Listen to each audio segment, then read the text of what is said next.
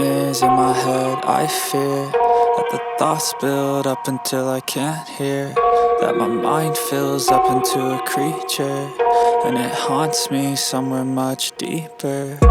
Anxiety, filling up every space, no privacy. And silently, it could build and build until you finally see, whoa, it's taking over, damn, no closure, moving closer. No exposure, I just wanna be a loner. Some can't stay sober, looking over all their shoulders, like moving boulders just to get out of the home. It sucks, I've had enough, I don't wanna feel the stuck under the rug, all my problems that I shove. I got nightmares in my head. I fear that the thoughts build up until I can't hear, that my mind fills up into a creature, and it haunts me somewhere much deeper.